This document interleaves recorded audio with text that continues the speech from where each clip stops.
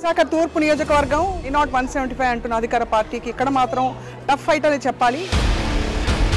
వరుసగా టీడీపీ అభ్యర్థి వెలగపూడి రామకృష్ణ గెలుస్తూ వచ్చిన విషయం తెలిసిందే. ఈసారి 2019లో ఎంపీగా విజయం సాధించిన ఎంవివి సత్యనారాయణ గారు ఇక్కడ నుంచి వైసీపీ తరఫున బరిలోకి దిగారు.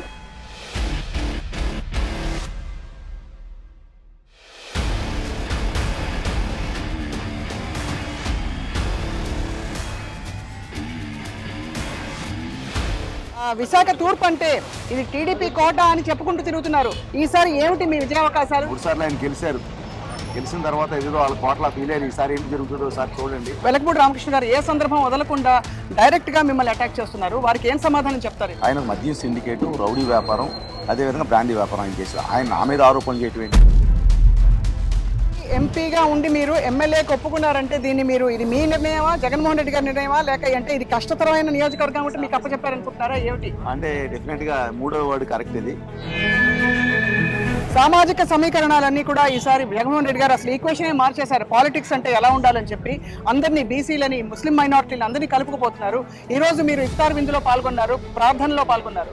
ఏమనిపిస్తుంది సార్? ముస్లిం సోదరుల మద్దతు మీకు ఉందనుకుంటున్నారా? డెఫినెట్ గా జగన్మోహన్ రెడ్డి గారు ఎవరికి ఇవ్వనంతగా మైనార్టీ సోదరులకి ఇంపార్టెన్స్ ఇచ్చారు. చంద్రబాబు నాయుడు ఎంత మోసకారంటే అతను ఈరోజు ఎవరైతే ముస్లిం సోదరులు వ్యతిరేకించే పార్టీ బీజేపీ, ఆ బీజేపీతో పొత్తు కట్టి ఈరోజు రాష్ట్రంలో పోటీ చేస్తా ఉన్నారు. ఇంక ఏ విధంగా ముస్లింలు అతని మద్దతు తెలియజేస్తారని నేను అడుగుతా ఉన్నాను. నేను ఎవరో టీవీలో మాట్లాడి చూశాను. ప్రతి ఇంటికి వచ్చి తెల్లవారకు ముందే వచ్చి ఇచ్చేస్తున్నారు. ఇదిగో మామగారు, ఇదిగో తాతగారు అని. అలా ఇచ్చేవాడు ఉన్నారా? అలా ఇచ్చే గవర్నమెంట్ ఉందా? అలాంటి ఆయన వద్దంటే వీళ్ళెవరు అసలు? అన్నిటికంటే ముఖ్యంగా నేను ముఖ్యమంత్రి జగన్మోహన్ రెడ్డి గారికి ధన్యవాదాలు తెలియజేస్తా ఉన్నా. ఎందుకంటే ఆయన ప్రమాణ స్వీకారం విశాఖపట్నం నుంచే చేస్తానని ఆయన చెప్పడం